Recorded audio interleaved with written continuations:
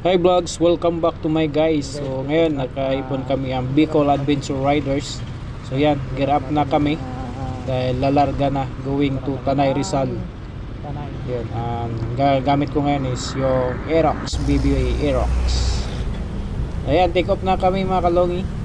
So dito kami nagsisimula sa Yamaha Revson Naga. So dito kami ang origin namin, pero ang ibang kasamahan ko dyan is from Albay, tapos Iriga, tapos Naga. So ayan sila. So this was led by founder of Bicol Adventure Rider, Sir Rafa. So ako yung kunwari magli-lead dito sa mga kasamahan ko. So actually mga kalongi, mga kasama ko dito mga lady rider. So madami-dami din silang sumama sa aming biyahe from Bicol to Tanay Rizal. So let's go.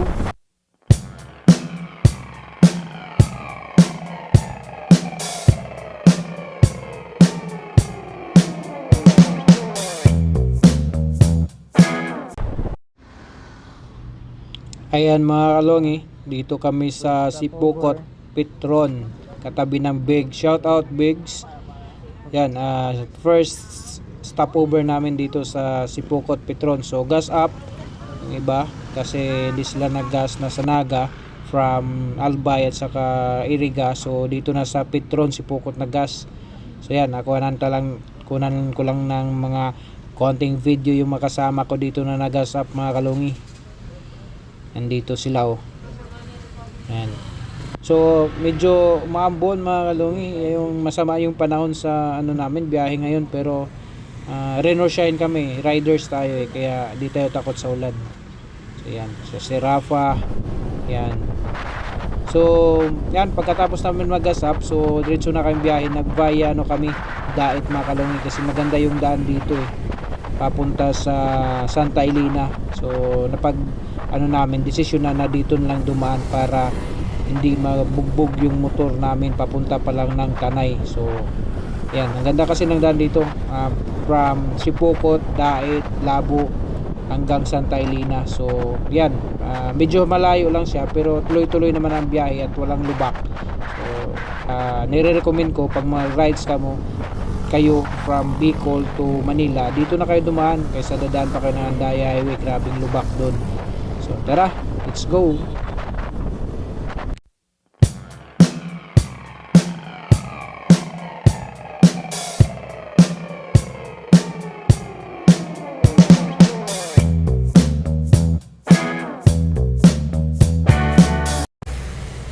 At dito nga sa Sigsag Road sa Bitukang Manok dito sa Dait, kumuha ko ng video para sa aking mga kasamahan sa ride, ang Bicol Adventure Riders. Ito yan sila.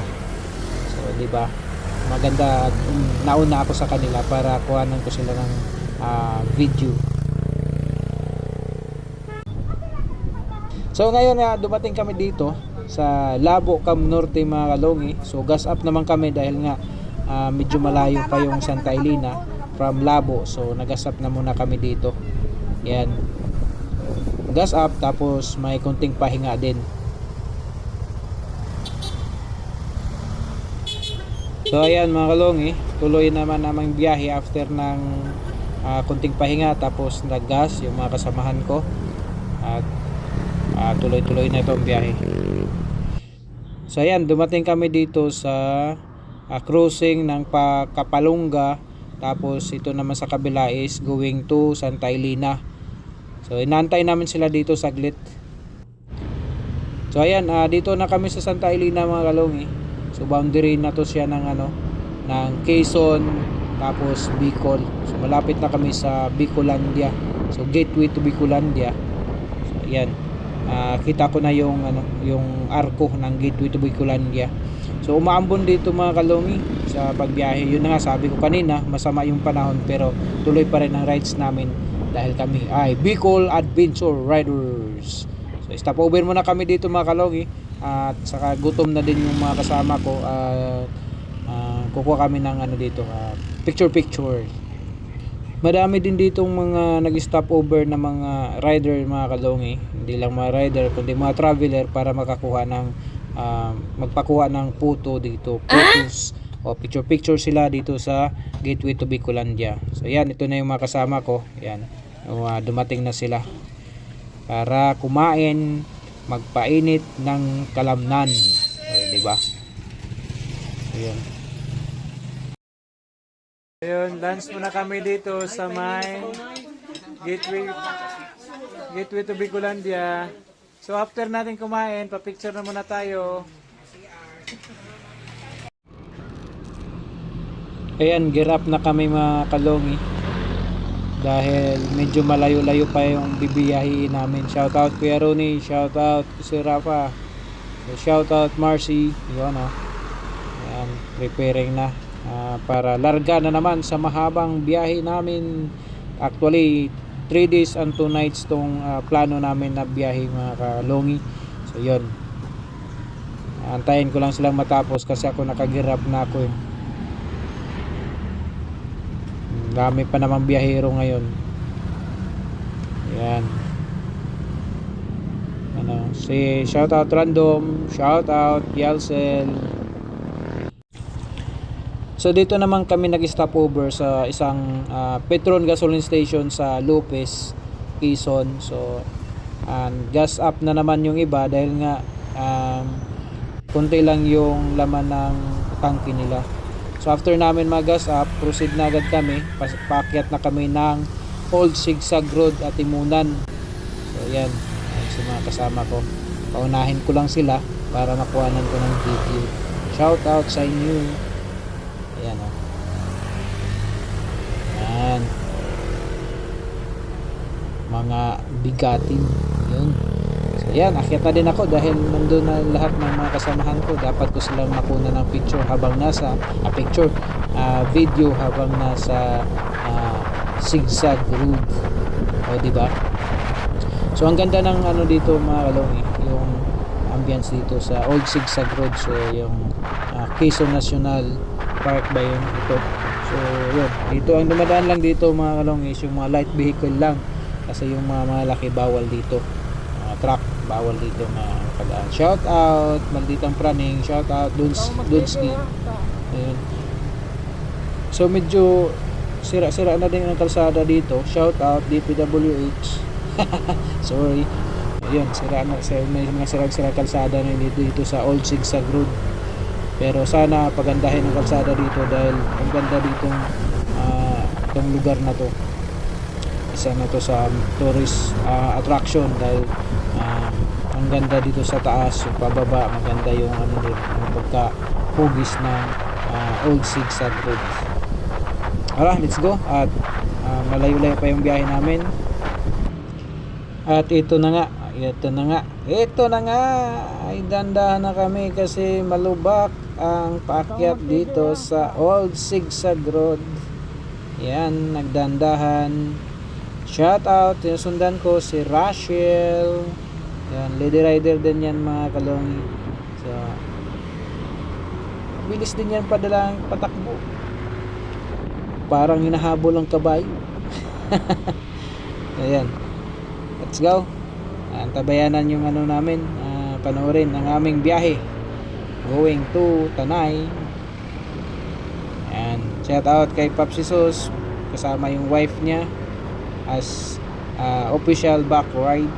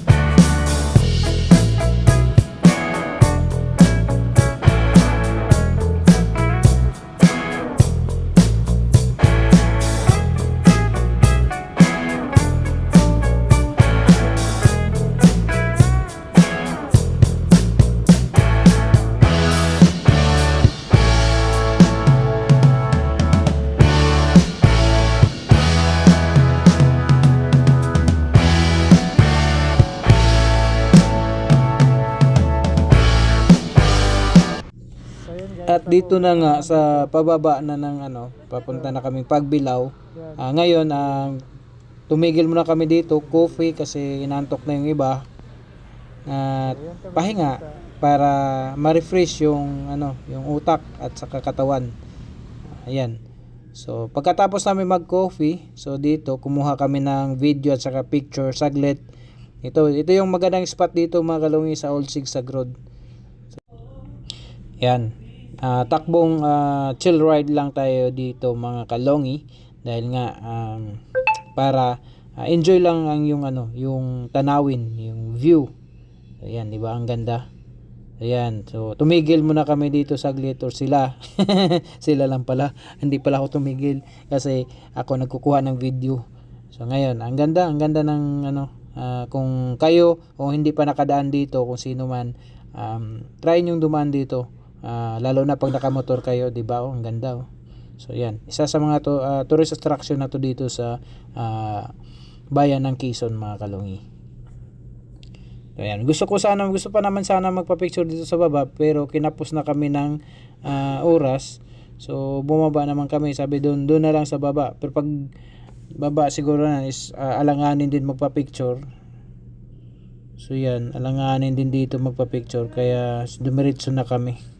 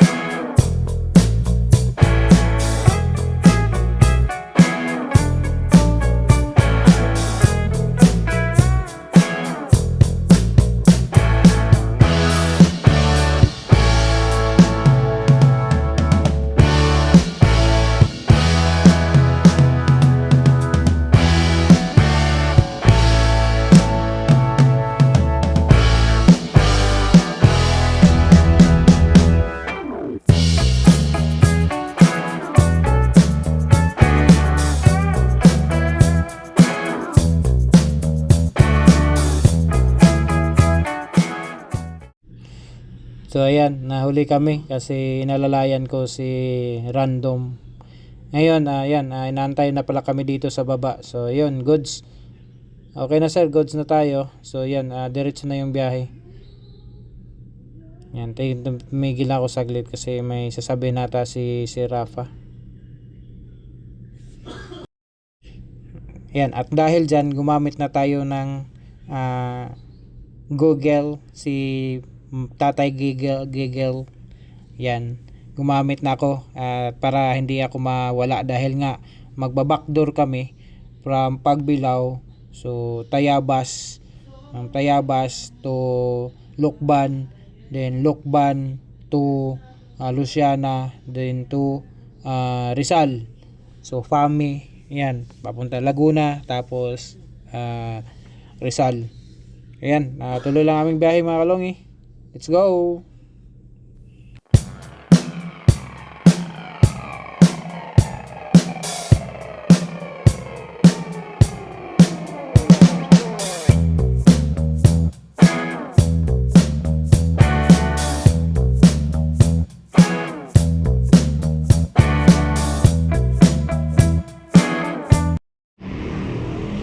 Yun, another stopover kami dito sa Lucban. Petron pa din, Petron Lucban. Para yung ibang makasamahan ko is magas. Shoutout Random. Shoutout Dodski. So yan, ito hindi namin kasama to. Taga dito to, taga Lucban. Yan, so doon sila yung hindi magpagas dahil madami pang gas, mayroon pa. So dito muna sila naka-standby. Uy, my chicks. So yan, shout out Tiso, shout out Malitang Running.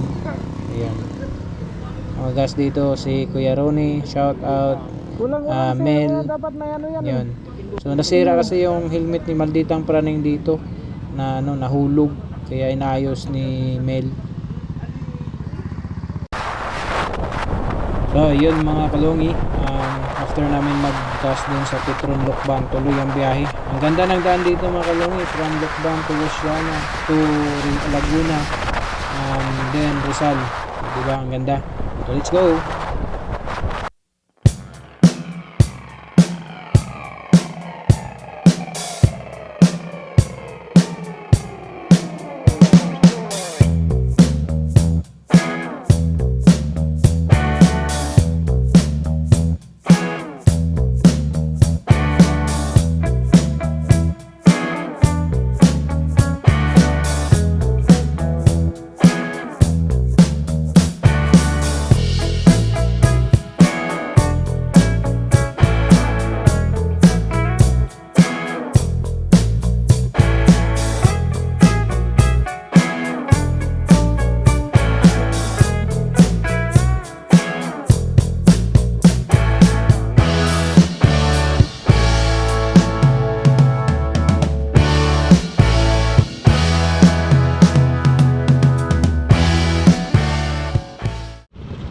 Ayan, dumating na kami dito sa Luciana, at dahil dito sa Luciana may bibingka ni Luciana, at kumain muna kami ng bibingka ni Luciana mga kalongi. May libre pang juice ni Luciana. So yan, after namin kumain dito ng bibingka ni Luciana, so yan, girap na at tuloy ang biyahe dahil hapon na. Ayan, touchdown Pagsanghan, Laguna. So, time check is 6 o'clock in the evening. So ayan, tuloy. So tuloy kami at may anuhin pa kami sa FAMI. So buti na lang nandito na yung nagantay sa amin sa FAMI, si Pablo. So ayan, diretso na ang biyahe namin from FAMI Laguna to Tanay, Rizal, dahil gabi na. Alas 7 na kami dumating dito sa FAMI. Let's go. Gutom na ang baby girl ko.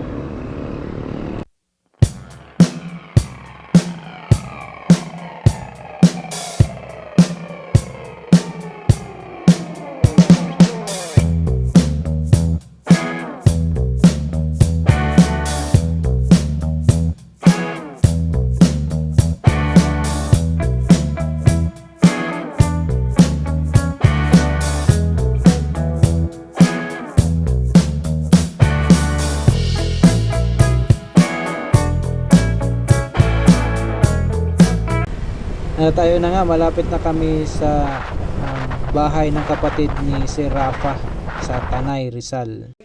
So ayan, pagdating namin dito sa bahay ni Ma'am Heidi, may inihanda na pala siyang hapunan. Maraming salamat sa iyong pag-asikaso sa amin, Ma'am Heidi, at kami ay gutom na gutom. Shout out sa iyo. Hanggang dito lang muna ang video ko at nagugutom na ako. See you in our next video.